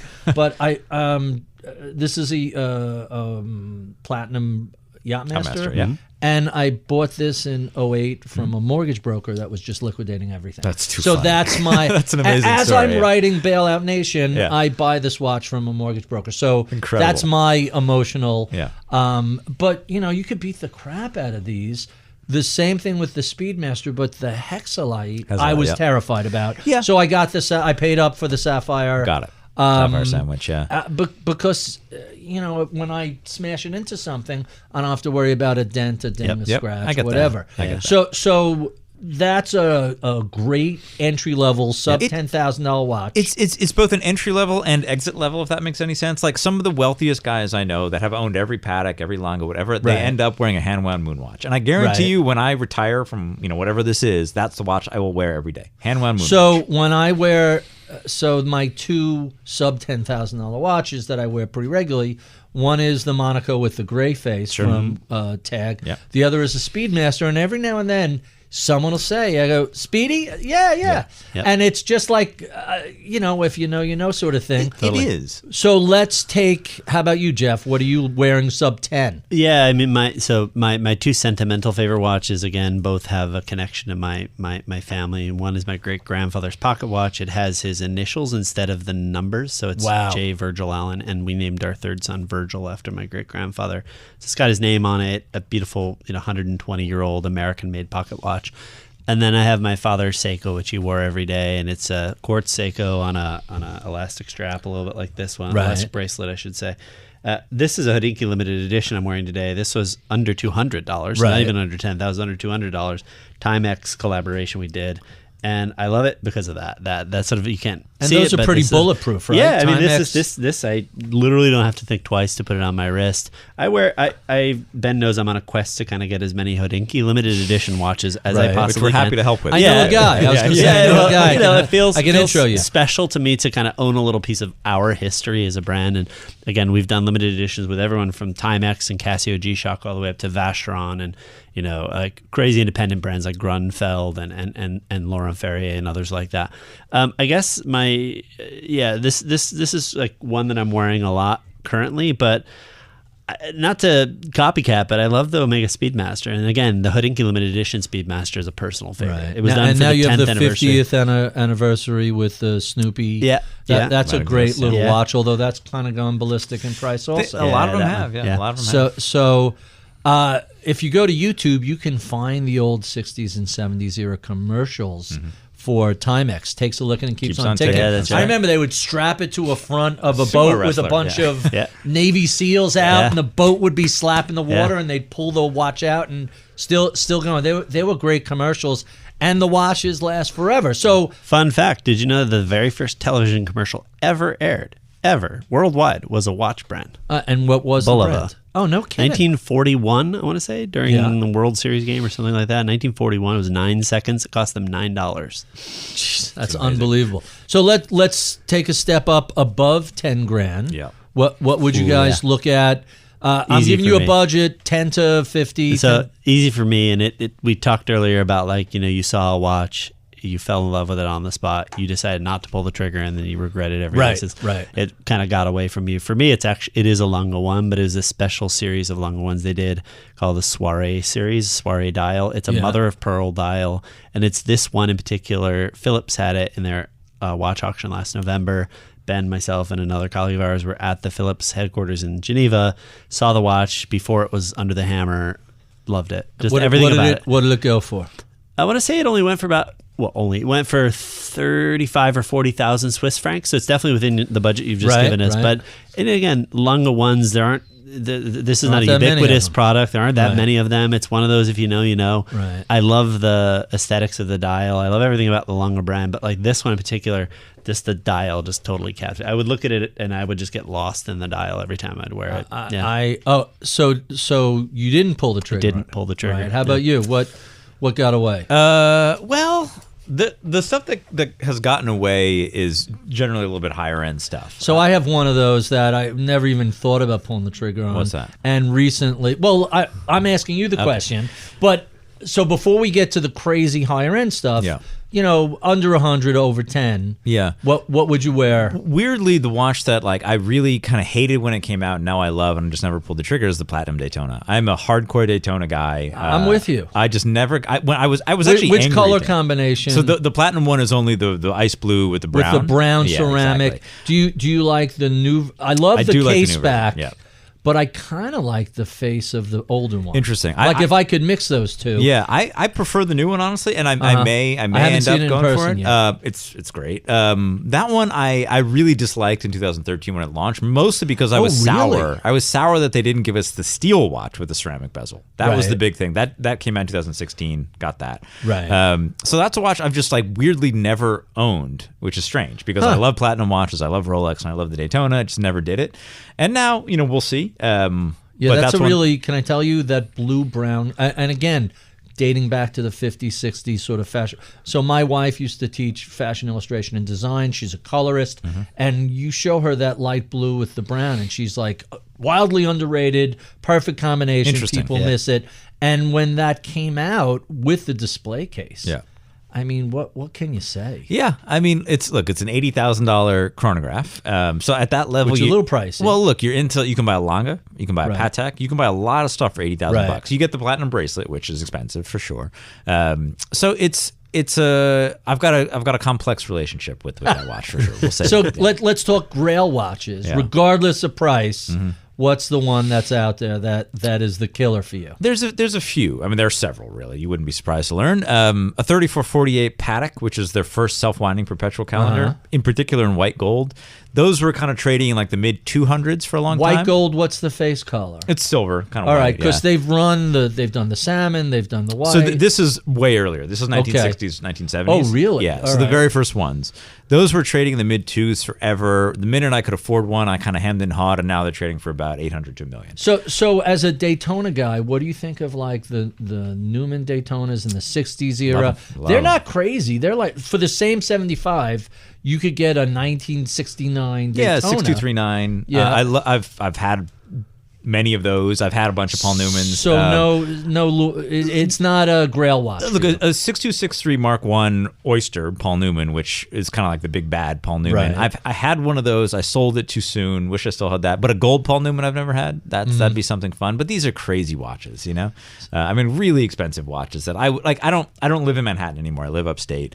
Those just don't fit my lifestyle anymore. When I lived in Manhattan and was kind of out and about, it kind of made sense. But now, as a father in particular, it just doesn't compute the same way Terrible it for used to. chopping wood. Yeah, Again, it comes exactly. back, It always comes back to riding my canoe, Right. things like that. So Paul Newmans don't what's work your for Grail watch, Jeff? Um, Money is no object. It would.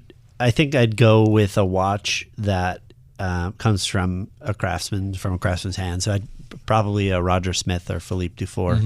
Knowing that I'd own a piece of art from an artist, somebody who individually made this piece by hand, put a stamp on it.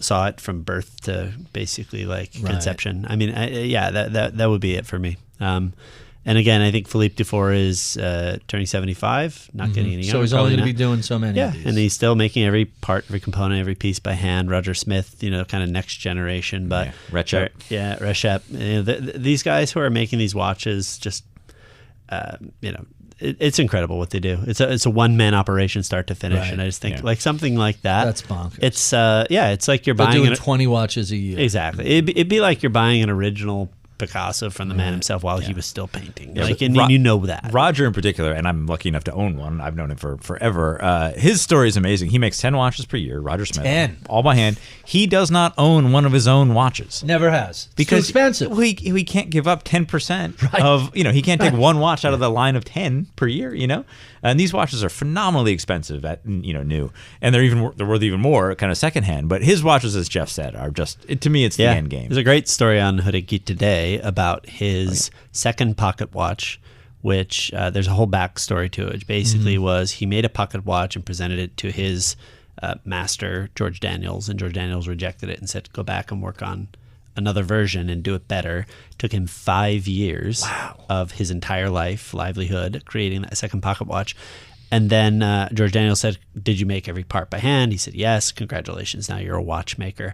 He then sold that pocket watch to a private buyer to fund the creation of his next series of watches. And that watch is going to be auctioned by Phillips. And I I imagine we'll Seven smash figures? all kinds of Is that- records. that- Oh yeah, easily, for sure. easily. I mean, his wristwatches, like just generic wristwatches, now trade for about $600,000-$700,000. His generic wristwatches. I mean, if you can find one, they're Right, $600,000-$700,000. So Yeah. I mean, Jacobs and Co. What do you do with stuff like that? They're $500,000, $1 million. Yeah, it's a different thing. He I did mean, that iced out thing that went for $30 million. 20, yeah. 29 right. million, It like these are just insane numbers. It's a different corner of the market. It's a very real corner. Like Yeah, those are really absolutely, trading yeah. for sure. Yeah. You know, he designs it. He does the setting and all the stonework, but the movement is He generally started as a outsourced. jeweler, Yeah, and then- look, he's Jacob the jeweler on Right, 47th yeah. Mm-hmm. Street. He's the guy in all the rap songs, literally.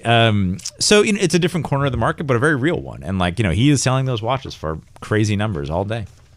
Amazing. Yeah. So let's talk a little bit about talking watches. This has become a super popular segment Yeah. of Hodinkee. I know the first one was with John Mayer. How did this get started? Yeah, so kind of taking a step back, in 2012 when I launched Straps online to sell straps, I got an email that said, "Hey, John Mayer here, love what you're doing. Let's hop on the phone." And I was like, "Okay, like I wonder who this is. Some guy named John Mayer, you know, some accountant in Texas named John Mayer." So I got on the phone. Turns out it's John Mayer, the rock star, and we just became kind of fast friends. You know, we're about the same age. At the time, we were both living a really weird life. Mine was on the road, traveling around for watches, taking pictures, writing. He was an actual rock star, and we just became like true, very close friends very quickly. And so in 2013, he called me and he's like, "Hey, I'm in town doing Letterman or Leno or something like that.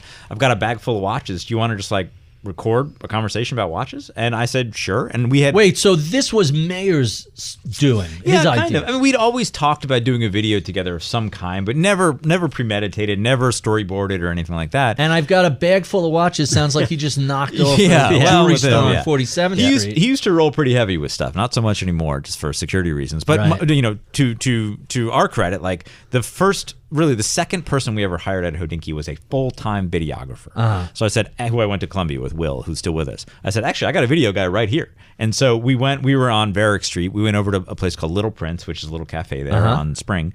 Or Prince rather, and we walked in and we said, "Hey, I got John Mayer coming here in 20 minutes. Can we shoot?" And they were like, "Sure, we're not open yet. We don't really care, you know." And so we shot for an hour, one camera, one Right. cameraman, and we just talked about watches. No makeup, no anything, no, you know, his assistant wasn't there, and it just became internet magic in a bottle, as things can happen, you know, can do. Well, it And- was very authentic. Yeah. Here's a guy who's a rock and roll star. Yeah.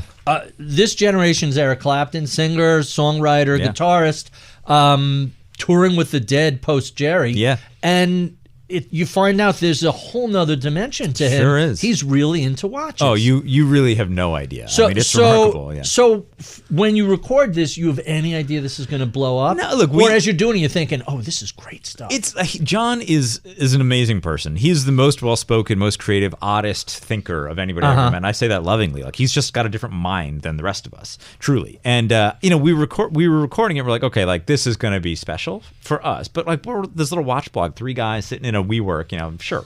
And we put it online, and it blows up. I mean, it just explodes. And then from there, JJ Redick, the basketball player, who was a friend of mine at the time as well, still is, and said, "Oh, like I would do that." He was into watches. And then John Goldberger, this great collector, and then Aziz Ansari and Jack Nicklaus, and you know, insert whoever. It's just been a run of Yeah. celebrities. Most recently, I saw Kevin Hart, and then Ed who's the Sheeran. Philly 76ers? Tobias Harris. Tobias I just saw that. It was really kind of And yesterday, Kermit the Frog. That was what I was going to say. Yesterday we had Kermit the Frog, who I think trumps everybody. Yes, Kermit the Frog absolutely. was on. I was on can't, Biggest celebrity. I can't say I've ever spotted a timepiece on his Not often. green wrist. Yeah, exactly. He's Yeah. got Although he's got circadian now rhythm. He has to get them especially now sized. there is a Kermit watch Oris, yeah. from Oris that, Exactly. and he's out promoting this. Exactly. Yeah. So it was part of that. So the first of every month, instead of a one showing up, Little Kermit. Kermit's there's face. a Kermit. So as long as we're talking about it, Yeah. that was shown at Watches and Wonders 2023. What did you guys see? What did you like? What did you think of what took place? I mean, I'll say this. This is my second time going to Watches and Wonders. I had been to previous iterations of watch shows, Basel World and SIHH. Watches and Wonders kind of was the mashup, if you will, of Basel World and SIHH. Went dormant for a few years, of course, because of COVID. Came back in 2022. And I think it came back with a bang. It was almost like this pent-up energy. Sure. And this pent-up, like, just this big release of, actual release of tons and tons of watches and some really incredible watches. I think 2023, there were some standout watches for sure. Probably less across the board, just wow effect than there was in 2022. I think some of that was that, again, build up. Post-pandemic. Post-pandemic. I mean, for me, and I will say this, and he's sitting here right next to me, not trying to blow smoke, but like for me, one of the most special things was getting a chance to walk around with Ben. I'd been working with him at that point for a little over a year. A year prior, I was in my third week, and he had just had his first child, so he wasn't able to attend. He was at home with the baby. But walking around with him was really special because you see a lot of people who instantly recognize Ben, come up to him. Hey, and this say, guy's a celebrity. Well, they say so. They're like, "You're the guy with Kermit the Frog." Now they say some version of the reason I'm in the industry is because of you, or the reason I fell in love with a category is because of you, and that's. I said something to someone later that week because eventually it rubs off on you. I have this association with Hodinkee now simply by being an employee of the brand for the last year.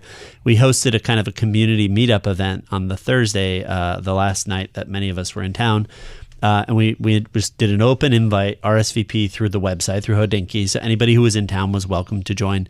And I must have had a dozen people at least saying thank you to me. And I thought, wow. I've never worked for a brand or a business, and I worked for some great brands. I mean, Cartier, Louis Vuitton, Tag Heuer. I never had someone come up to me and say thank you.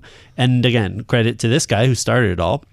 That's the impact he's had. That's the effect he's had, and that's the effect Hodinkee has had as a manifestation of all that Ben's created to this point. And now I get to sort of be a part of that. To be a part of in some ways like serving this broader watch community and helping to kind of continue to further curiosity, knowledge, passion, enthusiasm, and it's really a wonderful feeling for someone to come up to you and just be like, thank you for all that you're doing.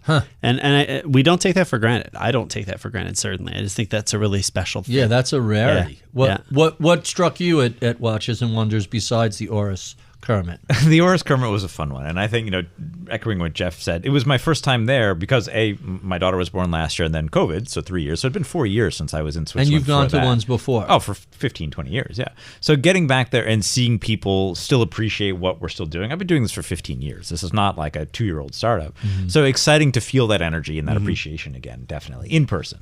But in terms of product, look, Lange, we've talked about a lot. They make some of the best watches on earth. They introduced one watch, and they're only doing 100 of them. Which is crazy. It's Odysseus chronograph. It's $150,000 stainless kind of steel a flex chronograph. to only launch one watch. That is a flex, and PS gone. Oh, gone. They're all Gone, accounted gone, for. gone. Yeah, I mean, you couldn't even never hit the shelf. But by the way, you mentioned the blue and brown Daytona, which came out. Any other new watches? I mean, I understand the entire Tudor thing blew up. I'm not a giant Tudor fan. Yeah, they just feel like they're lesser Rolexes. Well, I know that's blasphemy to say. No, I mean, look, it's not blasphemy, but I understand it. I happen to love Tudors. I think a Tudor Black by 58 they don't have the same proportions. They just feel like they're. And I there were two I tried to. I really went in to buy, put them on, and it just kind of... You got to buy what you like, Right, right. But they had a pretty strong year. Rolex has a new titanium watch, the Yachtmaster in titanium, full titanium. I really like that watch. That's cool. I like that. I like that more than one. I thought that I would. It's big but lightweight. Patek had a new travel time watch. So wait, you brought this up. Is it possible that... How is it possible Patek Philippe has not introduced a brand new watch in 24 years? How is that humanly possible? Well, I mean, that's a little bit of parsing of words there, a little bit. I mean, they're always doing variations. Yeah, in so this is a colors new and model line. brand new. Yeah. What other industry could go 2 decades plus and not introduce a new anything? Porsche. I mean, they haven't. I mean, I guess they did the Taycan. Well, the Taycan, the Panamera is 15 years old. Yeah.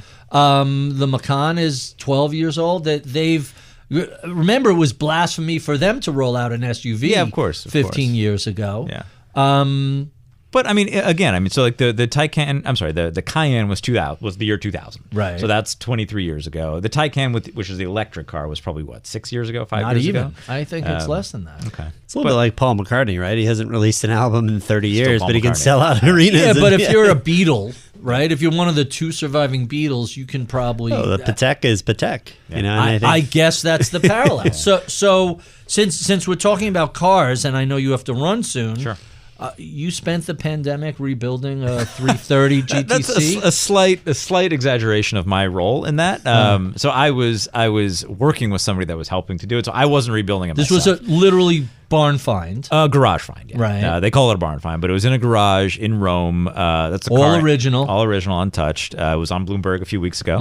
My friend Hannah wrote that story. Who's been a guest here a couple of times. She's great. She's wonderful. So she was actually. I actually visited her and Magnus in their they're the shop coolest. in L.A. It's bonkers. So tying it all together, Hannah was actually my editor at one of my very first freelance jobs. Oh, no kidding. At Forbes? Forbes? Exactly. But not for watches. She was editing a literary blog, like a book blog, and I was writing for that. Unpaid, to be clear. That's crazy. But I wanted the byline world. on Forbes, yeah. So she's amazing. But yeah, so I'm really into cars, and I spent a little bit of time and a lot of money doing that during COVID. But that's what I'm into. I'm into finding these things that have direct connections with interesting people and keeping them going. What other cars are you playing with? I drive an E39 M5 almost every day. Okay. BMW I have M5. an M6, so cool. I know the spec convertible 6. The last year they made the sticks, and I couldn't find it. I had to fly out to Indianapolis, test drive it, and then my wife and I drove it home. Oh, that's fun. Stopping off at Falling Waters the first day they were open for the season. I'm not kidding. I did that in a GT3 touring. I stopped off at Falling Water. Yeah, truly. Like I have a kidding. client that has a GT3 that he wanted to sell, and the dealer said, "Give it to us. We'll take a 20% consignment." I'm like, we know people that bring a trailer. Exactly, Let me list it for you. So that's where that's going. That's really funny, though. GT3 stick ship. Touring, It was the touring, right, no wing, but the stick, which is now becoming increasingly rare. Yeah. We were there the first day it was open, and I'm driving this 600 horsepower monster, and there's like a light dusting of snow. Yeah. So I am like feathering the throttle because with just the slightest touch, you're going sideways. Yes. So, Yeah. but it was what a spectacular place in the middle of nowhere. It really is. It's amazing. Yeah, into BMWs, into Porsches, stuff here and there. But So a little blasphemy. Yeah. I have two 911s. One I'm keeping stock. That's a Cabrio. By the way, before they went crazy, I picked these up for pennies. Right. And I have the 87 is a Cabrio. The 88 is a Cabrio. The 87 is a 300,000 mile car. Wow. That I'm pulling the engine and the transmission out, dropping a Tesla motor and completely electrifying. a 911E with Moment Motors in Austin, that's Texas. so cool. And I've been on the wait. So all these guys are booked a year and a half out. totally. Years I've been out. on the wait list for almost a year. It goes down to Texas. By the time this broadcasts, it should be in Texas. That's awesome. Getting a heart transplant. Amazing. And Super cool. That's kind of a fun that's project. a fun story. What a for fun sure. project. And by the time I'm done, I would have been able to walk into a dealer and say, give me that 911 Yeah. for what this will end up costing. Yeah. But it'll be the only electric 911 in New York by the time it's done. Super cool. So if you're a BMW and a Porsche fan, I feel your taste. The one thing I have to ask Yes, in sir. terms of Grail watches. Yeah. So and I'm not just a Lange person, but and I am going to mangle the pronunciation. The Handwerkskunst, yep. tourbillon, Yeah. that just has the numbers and that sort of carved. Yeah, the aperture at 6, yeah. What the hell does that thing go for these days? By the way, you can't see them anywhere. Yeah, I mean- I saw one was somewhere at auction. I found out about afterwards. I would ballpark 300. Okay. Yeah. And that was 80, 90 when it came out? Probably more. I mean, if I know a website that would probably be able to tell you. I think we covered it. In fact, I know we covered it when it came out.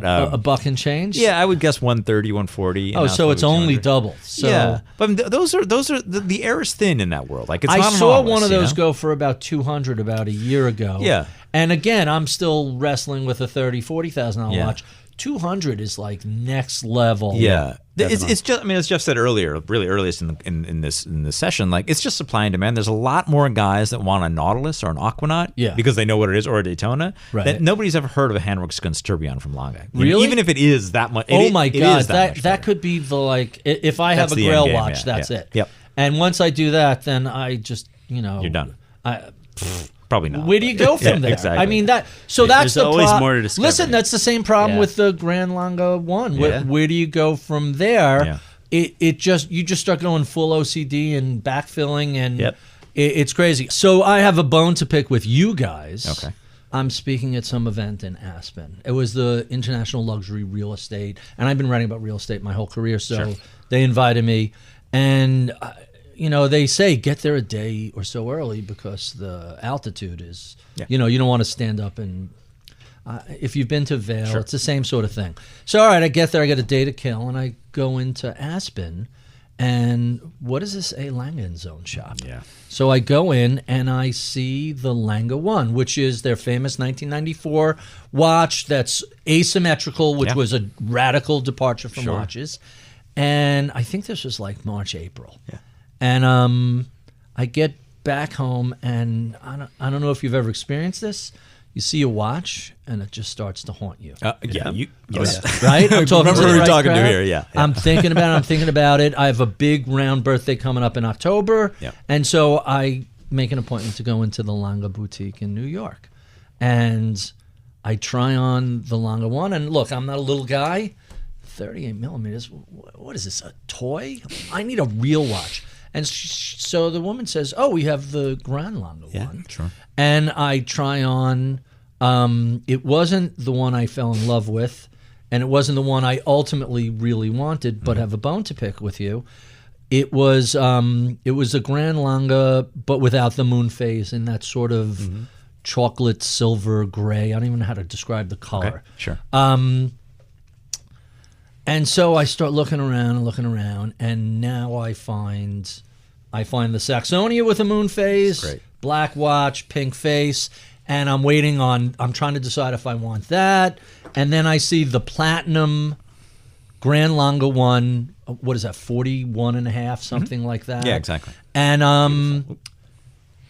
it's it's 66 new, but new papers box on Hodinkee 42. And I'm trying really hard to wrap my head around 42. It's a lot of money for a watch. Yeah, it is. And I can afford it, but it's just a lot of money. So I make the decision, I don't remember if it was like the end of August or the end of September. Hey, my birthday's in October. I'm going to go get that watch on my birthday. Sure. Even though it's going to kill me to spend that much money. Yeah. I have way too many cars. I have I'm not afraid to spend money, Right. but to strap a BMW on your wrist, you have to mentally brace yourself for that. So my birthday rolls around, and I'm going to do it. Yeah. And I go to the Hodinkee site, gone.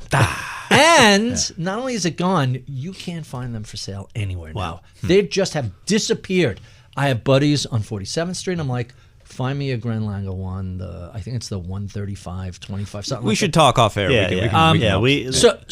So you can find them new in Switzerland for retail, and you still have to pay like a 9%. It's insane. Yep. So this was my other Lange choice. That's a great watch. Which, by the way, this is even more dressy than the Platinum. That's almost like a sporty for Lange. version of that watch. And I don't want to order it from a site I'm not familiar with. Yeah. And it turns out that the guys that have this watch are in Aventura. I'm at a different conference in Miami, and I do my gig. I come literally off the stage into an Uber, run to Aventura, look at the watch. They wouldn't take a credit card, but I mean, it's a whole room full of, well, if they take a credit card, they're going to charge a credit card fee, blah, blah, blah. Yep. But they weren't set up to do it there. And so get home, wired, and the next day the watch showed up. So this is I couldn't get my Grand Lange 1, but, and it was 42, and I'm like, now, how often do you kick yourself? All the time. Yeah. Right? Turns out all the time. And we can help get that watch, even now. And the other Daytona, I don't want to make this all about my watch shopping. So I do this with cars. Yeah. I have way too many cars. I'll watch a car come out. I'll watch the price wobble, and I'm like, come to Papa, a little lower. And I bought a couple of nice things during the beginning of the pandemic when people were freaking out. Yep. And I'm looking at the Daytona in the white, gold, and blue face, which was, I think, 26, 28 retail. It was 20, it was 19, it was 18. I'm buying her at 16. And then the lockdown happens, and it's 45, 55, higher, 65. It just goes nuts. Yeah. I'm like, for $2,000, know. look what you did. You friggin'. Nobody ever could have guessed, though. You know? So hold aside these $1 million watches, these $100,000 watches. A newbie interested in watches, how did they get involved in watch collecting? Where would you send somebody like that? Really, I think, kind of riffing off of something Ben said earlier, which is this kind of, there's a sense of like the imitation culture, like you want something because you see other people having it. For me, I personally think the best way to build a collection is just really follow your passion. Get out there, educate yourself, learn, read, visit a few retailers, maybe check out an auction, catalog to see what's considered to have like history or provenance. Just do your research, and then ultimately, pick something that really speaks to you.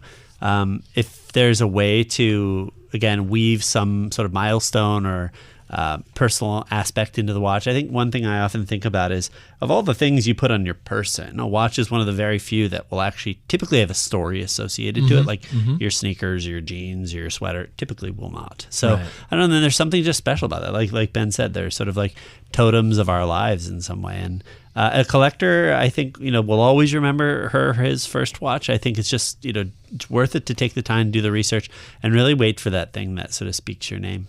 Yeah, and I would certainly echo all that, but I would also say listen to actual experts in a field, not the guy you found on YouTube or the gal you found on Instagram or TikTok. There's so many people out there that are purporting to be experts in this space, mostly on social media, YouTube, TikTok, etc., that have no idea. I mean, they're just kids that think they understand things. And to be clear, I was one of those kids. I've since put in 15 years to ensure that I'm not one of those kids.